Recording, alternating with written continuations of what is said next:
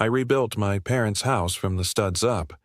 It took me 2 years and $40,000 of my own money. When I brought up the deed, my brother said, "Bro, I have 3 kids. You live alone and play video games. Be realistic." Mom nodded. I laughed, walked to my truck, and came back with an itemized invoice for every hour and every nail. "My name's Nolan. I'm 32. And if you'd told me 3 years ago that I'd be handing my own mother a legally binding invoice for $40,000 and change, I would have laughed in your face, and then probably apologized for laughing, because that's the kind of guy I used to be. The apologizing kind. The, sure, I'll handle it kind. The kind of guy who shows up with a truck full of lumber on a Saturday morning while everyone else in the family sleeps in. But we'll get there. Let me back up and give you some context, because this story doesn't make sense without knowing my family. I grew up in a small town in eastern Tennessee, the kind of place where everybody knows your business before you do, and the nearest Target is 45 minutes away. My parents, Rick and Donna, had 2 boys. My older brother Connor is 35, married to his wife Paige, and they've got 3 kids under 7.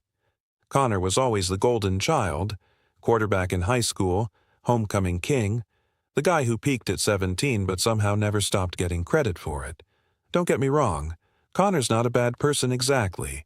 He's just been told his whole life that the sun rises and sets on his schedule, and at some point he started believing it.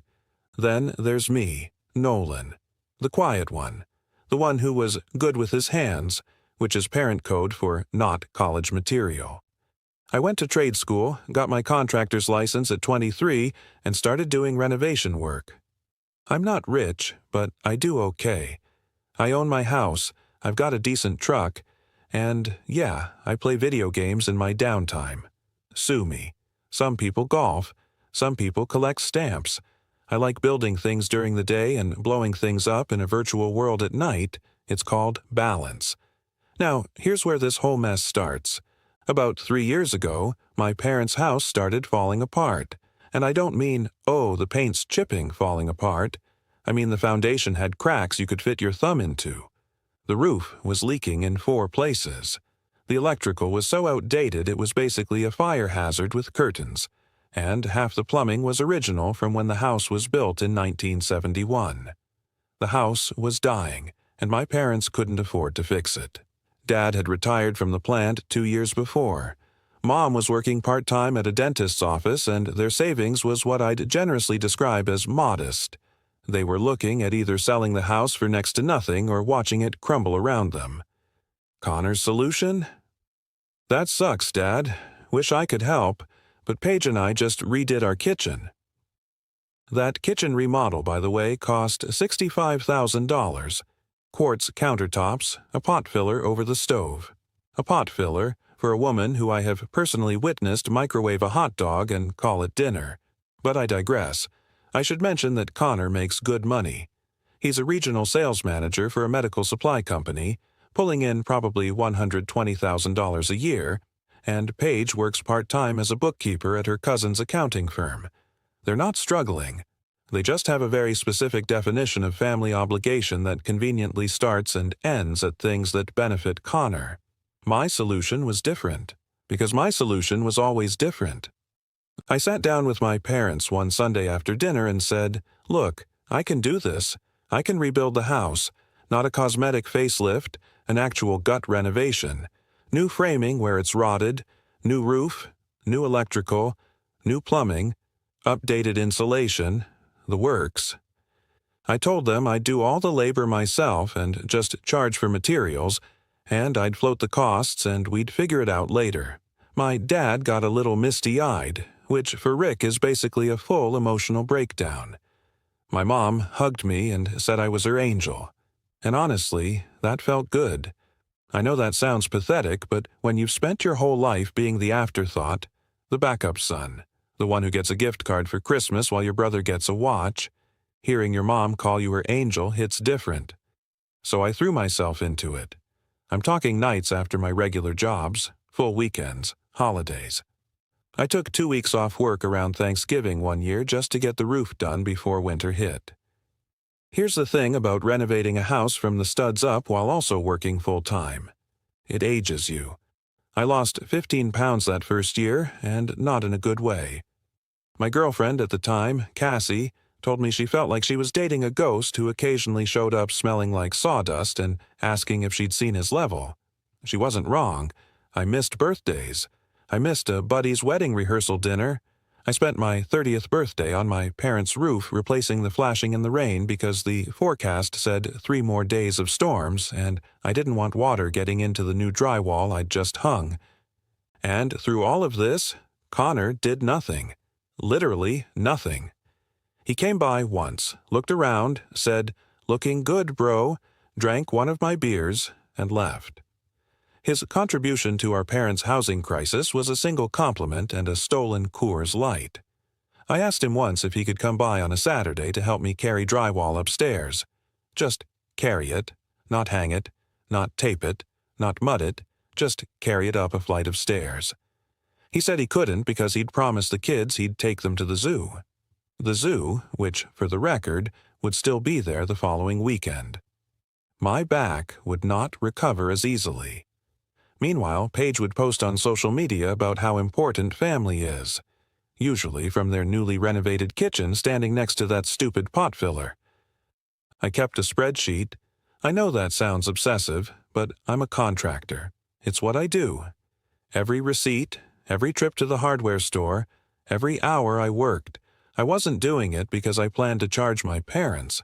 I was doing it because I'm organized, and because somewhere in the back of my mind I think I knew I'd need proof of what this cost me. Not in money, in life. 2 years of my life, 112 trips to the hardware store, 1,100 hours of labor, $41,640 in materials. I could have put a down payment on a lake house with that money. Instead, I put it into my parents' house, because that's what family does. Or at least, that's what I thought family meant. The house turned out beautiful. I'm not being humble. It was genuinely stunning. New hardwood floors, a completely reframed second story, updated bathrooms, a kitchen that made Connor's pot filler palace look like a food court. My parents were thrilled. Dad shook my hand and held it for about 10 seconds longer than normal, which in Rick language is basically a Shakespearean love sonnet. Mom cried. The neighbors came by and couldn't believe it was the same house. A local real estate agent who drove past told my dad the property value had probably tripled. And that's when things started to shift. Because suddenly this house wasn't just a house anymore. It was an asset, a real, tangible, valuable asset. And I started thinking about something I probably should have thought about before I swung the first hammer. My name wasn't on the deed. 2 years, $41,000 and more hours than I could count, and legally I had about as much claim to that house as the mailman. That thought kept me up at night, but I told myself it didn't matter. These were my parents. We'd work it out. We were family. I was about to learn exactly how much that word was worth. Now, I want to be clear about something. I didn't renovate my parents' house as some kind of investment scheme. I didn't do it expecting to be put on the deed. I did it because the alternative was watching my parents live in a house that was literally falling down around them while my brother admired his quartz countertops from across town. But once the renovation was done and the dust settled, it seemed reasonable to at least have a conversation about it. I'd poured 2 years of my life and over $40,000 into a property I didn't own. Any rational person would want some kind of acknowledgement, some kind of arrangement. Even just a verbal understanding that this would be factored in down the road. So, about 3 months after the last coat of paint dried, I brought it up. It was a Saturday afternoon, and I'd come over to install a new mailbox. Because of course I was still doing little projects. Mom had made her famous chicken casserole. Dad was watching a game. Connor and Paige had come over with the kids because apparently the newly beautiful house was now everyone's favorite place to hang out. Funny how that works. I waited until after dinner. The kids were in the living room watching some cartoon, and the 5 of us were sitting around the dining table I'd built by hand from reclaimed oak.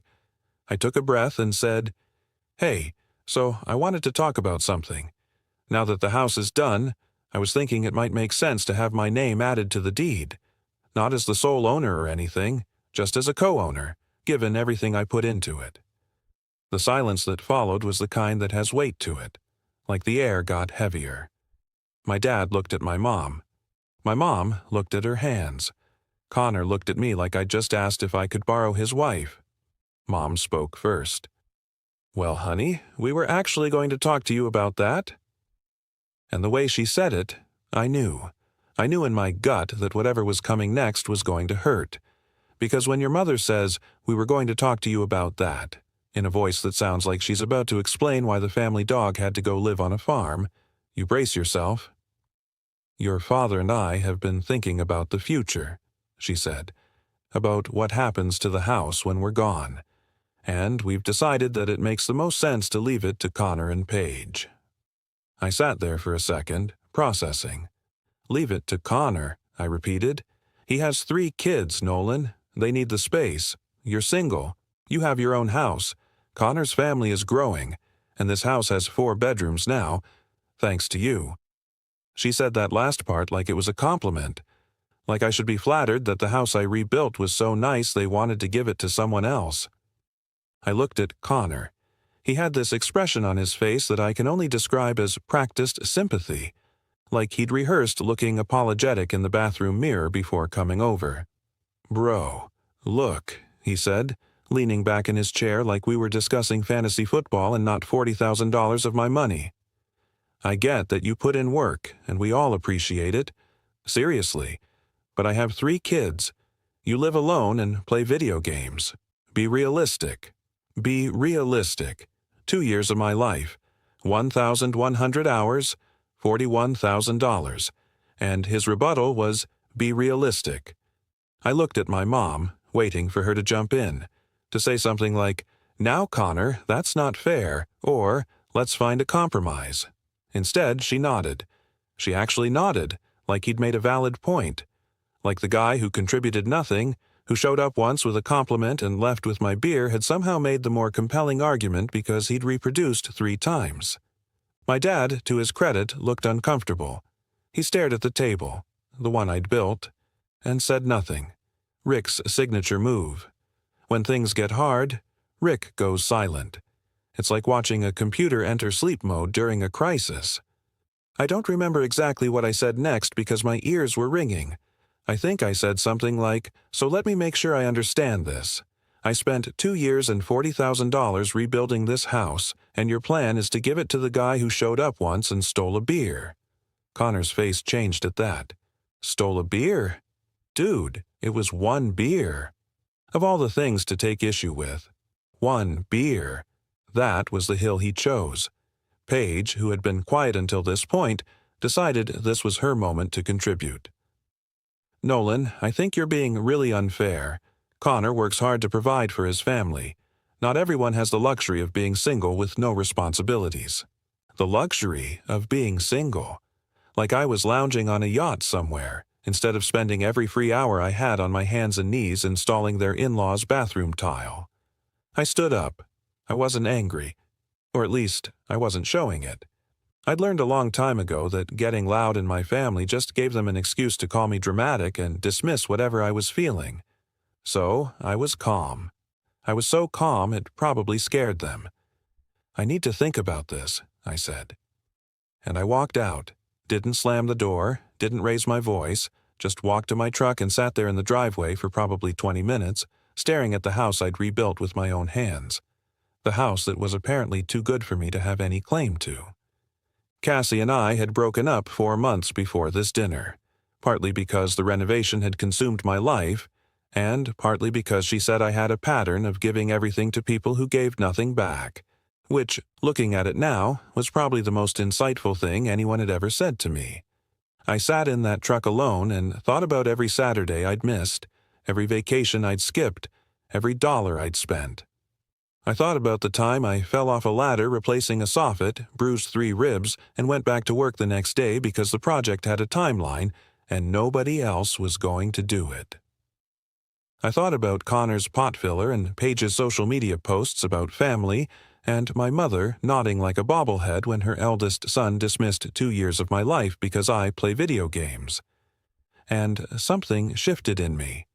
Not broke. Shifted. Like a bone that had been slightly out of place my whole life suddenly popped into alignment. I realized I'd been operating under a set of rules that only I was following. I was playing a game where I was the only one keeping score, and everyone else had already decided the outcome. That night, I went home and opened my spreadsheet, the one with every receipt, every hour, every nail. I'd kept it out of habit, out of professionalism. But now I was looking at it differently. This wasn't just a record of what I'd done. This was documentation. This was evidence. This was $41,614 in materials and 1,100 hours of skilled labor performed by a licensed contractor on a property he didn't own, without a written agreement based on a verbal understanding that had apparently evaporated the moment the last nail was driven. I called my buddy Travis the next morning. Travis is a lawyer, not a flashy one, just a solid small-town attorney who handles real estate and contracts and the occasional DUI. I told him everything. He was quiet for a long time, and then he said, "Nolan, you kept receipts for all of this?" "Yeah, I kept receipts." "Good," he said, "because you're sitting on one of the cleanest unjust enrichment claims I've ever heard of." I didn't know what that meant at the time, but I was about to learn. And my family was about to learn that the quiet son, the one who shows up and does the work and never asks for anything, had finally stopped playing by rules that only punished him for following them. The weeks after that dinner were rough. I'm not going to pretend I was some stoic action hero who immediately launched into revenge mode. I was hurt, deeply, structurally hurt, the kind of hurt that makes you question not just your family, but yourself. Because here's the thing. Nobody tells you about being taken advantage of by the people who are supposed to love you. You don't just feel angry at them. You feel stupid. You feel like you should have seen it coming, should have known better, should have been smarter, and that shame is almost worse than the betrayal itself. I pulled back from my parents almost completely. Didn't call, didn't come by. Mom texted me a few times, little things like, "Missed you" at Sunday dinner, and "Hope you're doing well, sweetie." No acknowledgement of what happened, no apology, no, "Hey, maybe we should talk about the house situation again." Just pleasant little messages designed to act like everything was fine, like I was the one being weird for having feelings about being swindled out of 2 years of my life. Connor didn't reach out at all. 0 texts, 0 calls, which honestly told me everything I needed to know about how much my brother valued our relationship, independent of what I could do for him. When I was useful, I was family. When I had an opinion, I was invisible. I threw myself into work, which sounds like a cliché, but it's what I know how to do. My contracting business had taken a hit during the renovation because I'd been pouring so much time into my parents' house. So I spent those first few months rebuilding my client base. I took every job I could find, even small stuff I normally would have passed on. Bathroom remodels, deck builds, basement finishing. I was working 6 days a week, sometimes 7, and the money started stacking up. Travis and I had our first real sit-down about the legal situation in late March. He'd done some research and laid it out for me over coffee at the diner on Elm Street, the one with the waitress who calls everyone sugar, regardless of age or gender. He said I had a few options. The cleanest was an unjust enrichment claim, which basically means someone benefited from your work and money in a way that's unfair if they don't compensate you. The house had tripled in value. I had receipts for every dollar spent, and I had documented proof that I'd performed all the labor. Travis said that even in the friendliest interpretation, a court would likely find that my parents owed me restitution. And if we factored in fair market labor rates for a licensed contractor, the number would be a lot higher than $41,000. He also mentioned something called a mechanic's lien, basically a contractor's right to place a claim on a property they've improved if they haven't been paid. The timeline for filing was tight, but we were still within the window. "If you file this," Travis said, stirring his coffee like he was delivering a weather forecast and not potentially the most dramatic thing I'd ever done, "they can't sell the house, refinance it, or transfer the deed without settling with you first. I didn't file right away. I needed to sit with it. This was still my family, still the house I grew up in, still my parents. The idea of taking legal action against my own mother and father made me feel sick. But every time I wavered, I'd think about Connor leaning back in that chair saying, "Be realistic," and my mother nodding along, and the nausea would shift from guilt to something else entirely. While I was figuring out the legal stuff, something unexpected happened. I met someone. Her name was Claire, and she walked into my life the way good things tend to, when I wasn't looking for them and was covered in drywall dust. She was a physical therapist who just moved to town, and I met her at the hardware store of all places. She was trying to figure out which anchors she needed to mount a TV. I helped her. She asked if I wanted to grab coffee sometime. I said yes, because apparently I can rebuild a house from the foundation up, but I cannot help someone mount a television without developing a crush. Claire was different from anyone I'd dated. She was direct, she was funny, she didn't play games, and when I eventually told her the whole story about my parents' house, she didn't look at me with pity. She looked at me with the kind of focused intensity that made me realize she was already strategizing on my behalf. "So, wait," she said, putting down her fork at dinner. "They're planning to give the house you rebuilt to the brother who did nothing, and their justification is that he has kids." "Yeah, that's the summary. That's not a family decision, Nolan. That's theft with a Hallmark card attached." I think I fell in love with her somewhere around Hallmark card. Claire didn't tell me what to do, but she helped me see clearly.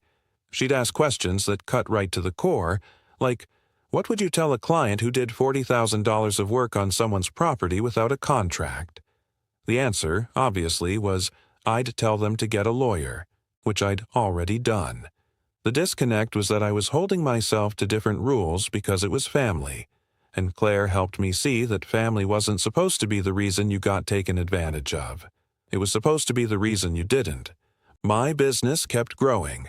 I landed a contract with a local developer who was building a small subdivision, and suddenly I had consistent work for months. I hired a helper, a kid named Jake, fresh out of trade school, who reminded me of myself at that age, eager and slightly too willing to say yes to everything. I started teaching him the same way my mentor had taught me, and there was something healing about that, about passing down skills to someone who actually appreciated them. By summer, I was in the best financial shape of my life. I had money in savings, my business was booked out 3 months, I had a girlfriend who made me laugh every single day, and I'd finally stopped losing sleep over the dinner that changed everything.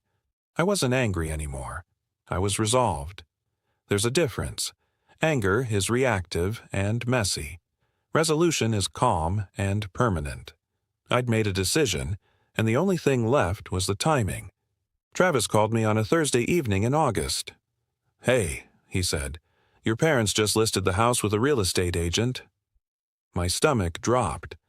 Not because I was surprised, but because the timeline had just accelerated. They were going to sell the house I'd rebuilt and pocket the profit, and based on the conversation at that dinner, I had no doubt that Connor and Paige would be the primary beneficiaries. The listing price was $435,000. The house had been worth maybe $140,000 before I touched it. "Travis," I said, "file the lien." He said he'd have the paperwork ready by Friday, and then he asked me something I wasn't expecting. "Do you want to try talking to them one more time before this goes legal?" I thought about it for maybe 5 seconds. I thought about my mother nodding. I thought about Connor's lien. I thought about Paige calling my singleness a luxury. "No," I said, "but I do want to do something first. Before the lien hits, I want to show them the invoice, in person, at Sunday dinner. I want to sit at the table I built and hand them a number." Travis paused. "That's either very smart or very dramatic." I said it could be both. I spent the next week preparing the invoice, and when I say preparing, I don't mean I slapped some numbers on a piece of paper. I mean I created the most thorough, detailed, professionally formatted invoice that has ever been produced by a man fueled by betrayal and a surprisingly good spreadsheet. Every single item was listed, every trip to the hardware store, every box of nails, every sheet of plywood, Every roll of Romex wire, every PEX fitting, every tube of caulk. Dates of purchase, store locations, item descriptions, unit costs, 412 line items for materials alone, totaling $41,614.37. But here's where it gets interesting. That number was just materials. I had deliberately not charged my parents for labor, because I was their son and I loved them, and I thought that's what family did. But Travis had pointed out something important. If this went to court, the labor value would be relevant regardless of whether I'd originally intended to charge for it. I was a licensed general contractor. My market rate was $65 an hour. I'd logged 1,112 hours of work on that house. That's $72,280 in labor at fair market rate. So the invoice had two sections.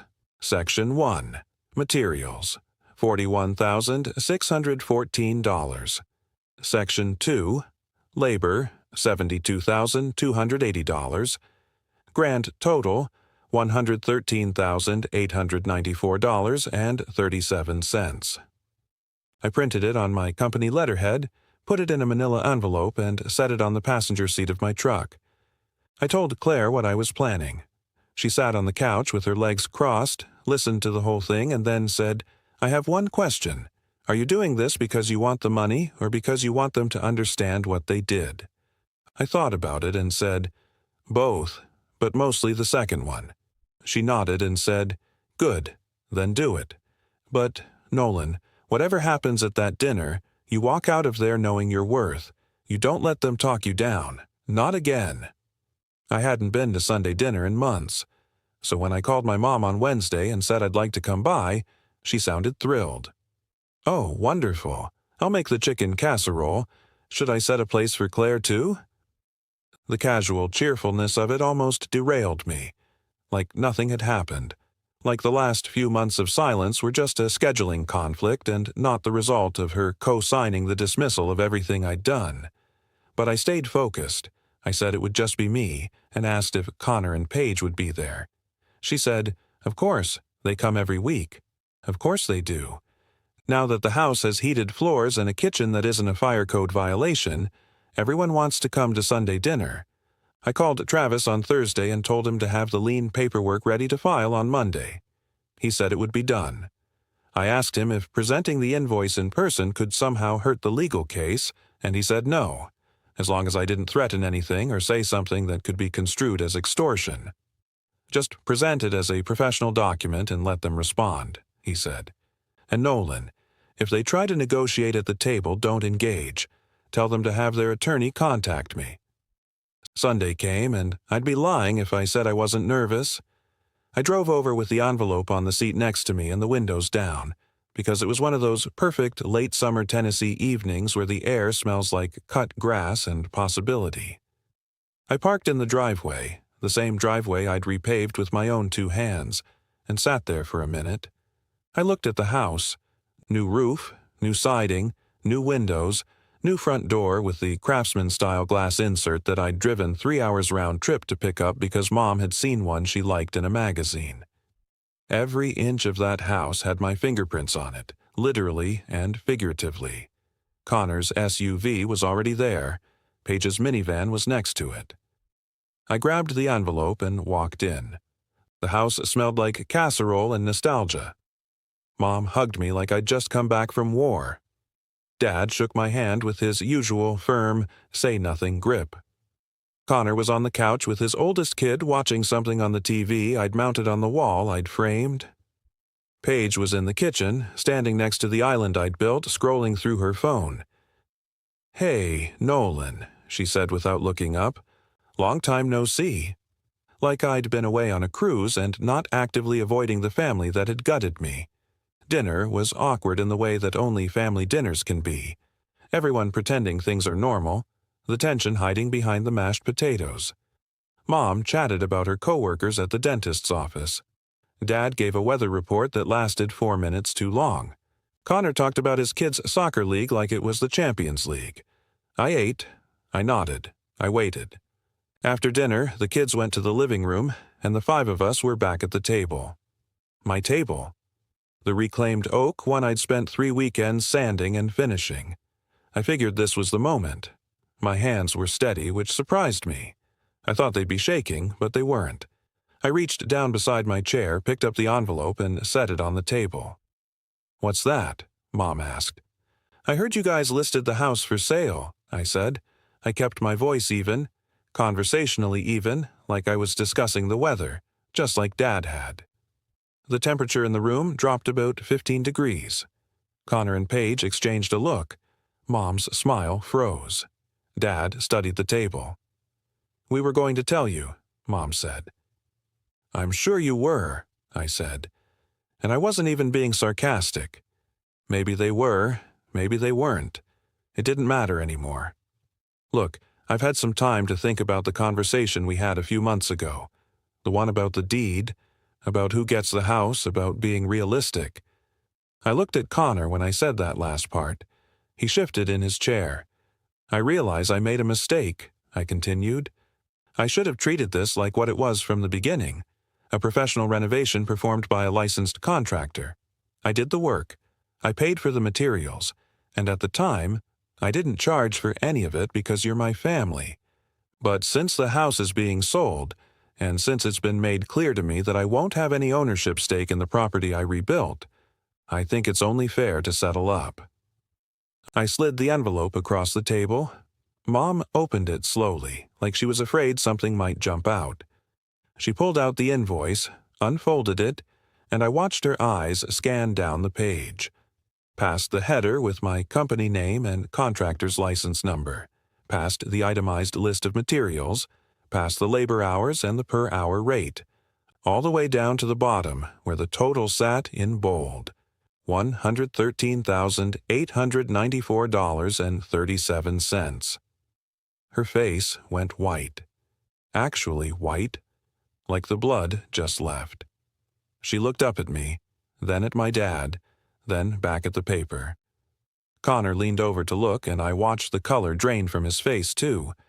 Paige craned her neck from across the table. "What is that?" she said.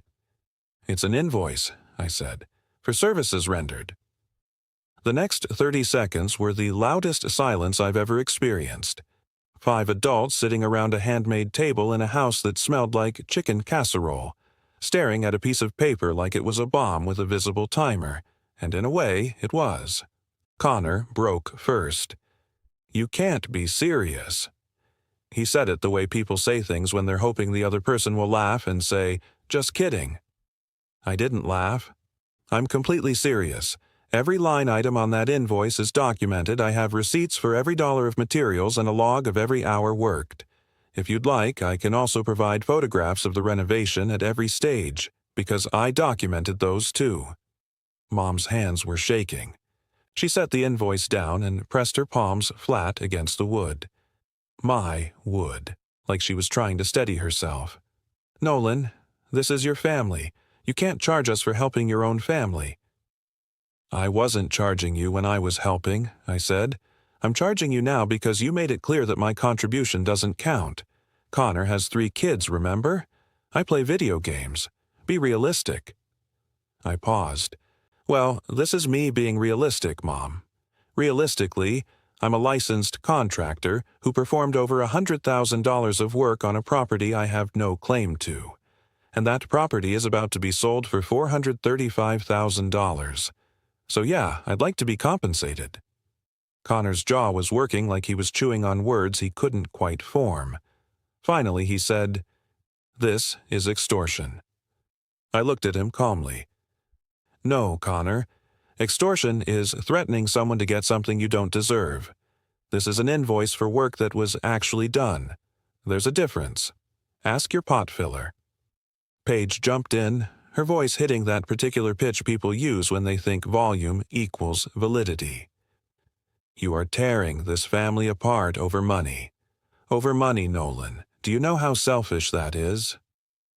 And I swear, the irony of Paige, the woman who couldn't be bothered to bring over so much as a sandwich during 2 years of renovation, calling me selfish over money while sitting in a kitchen I built was so thick you could have spread it on toast. I didn't take the bait. I'm not tearing anything apart. The decision to exclude me from the deed and sell the house I rebuilt was the thing that tore this apart. I'm just responding to it. And for the record, Paige, the $65,000 kitchen you're sitting in right now was built while I was up on a ladder in the rain replacing this roof. So I'd maybe sit this one out. That shut her up. Connor put his hand on her arm, which I think was supposed to be supportive, but mostly looked like he was holding her back from lunging across the table. Dad finally spoke. Son. Just the one word, heavy and tired. I looked at him, and for the first time I could see that he knew. He knew this was wrong. He'd probably known the whole time, but didn't have the backbone to say it out loud in front of Mom because Rick doesn't do conflict. Rick watches the game and lets things happen to him. Son, there has to be another way. There is, I said. You can put my name on the deed. We can work out a fair ownership split based on the value I added. Or you can pay the invoice. Or, if none of that works, my attorney will be filing a mechanics lien on the property Monday morning, which means you won't be able to sell the house until this is resolved. Those are the options. The word attorney hit the room like a brick through a window. Mom started crying.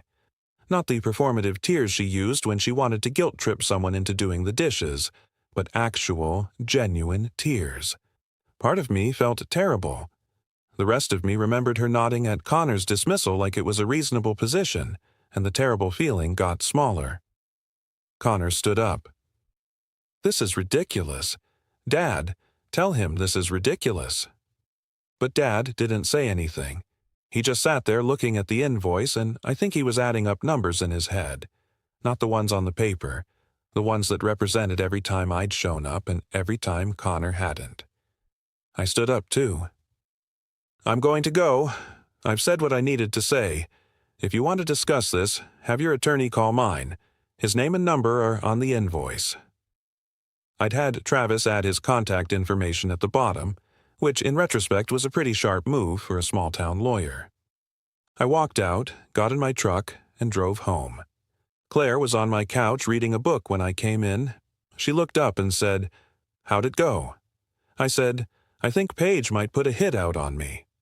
Claire smiled and said, "I'll handle Paige." The lien was filed Monday morning. By Wednesday, my parents' real estate agent called to say there was a problem with the title and the sale couldn't proceed. Mom called me in hysterics. I didn't answer. She called again. I texted back, "Please direct all communication through Travis." Hardest text I've ever sent. Here's what happened over the next 3 weeks. Connor and Paige hired a lawyer. Their lawyer called Travis. Travis presented the documentation. All 412 receipts, the labor log, photographs, the whole package. Their lawyer called back 2 days later and said his clients would like to settle. Turns out, when you show a lawyer 1,100 hours of documented work and $41,000 in receipts, the legal math gets real simple, real fast. The settlement was this. I was added to the deed as a co-owner with a 30% equity stake, reflecting the value I'd added to the property. When the house sold, I would receive my percentage of the proceeds before any remaining distribution. The sale went through 6 weeks later at $420,000. My 30% came to $126,000. After Travis's fees, I walked away with just over $115,000. Connor and Paige got their share, which was less than they'd been counting on. Mom and Dad used their portion to buy a smaller place, a nice little ranch-style house that didn't need any renovation. Connor didn't speak to me for about 4 months after the settlement. Mom took almost as long. Dad was the first one to reach out. He called me on a Sunday evening, which is basically Dad's version of a grand romantic gesture, and said, "I should have spoken up at that dinner. I knew it wasn't right. I'm sorry, son." And I could tell he meant it, because Rick doesn't say things he doesn't mean. He just usually doesn't say things at all. Mom came around eventually. She said she'd been so focused on Connor's kids that she'd forgotten to see what was right in front of her. A son who'd given up 2 years of his life without being asked twice. She said she was ashamed. I told her I appreciated that, and I meant it. but I also told her things were going to be different going forward. I wasn't going to be the family utility company anymore. She said she understood. Connor finally texted me around the holidays. It was a long message, surprisingly thoughtful for a guy whose greatest contribution to the renovation was a stolen beer and a chair lean. He said he'd been thinking about how he'd treated me, not just with the house, but growing up. He said his kids had been asking about Uncle Nolan, and he didn't know what to tell them.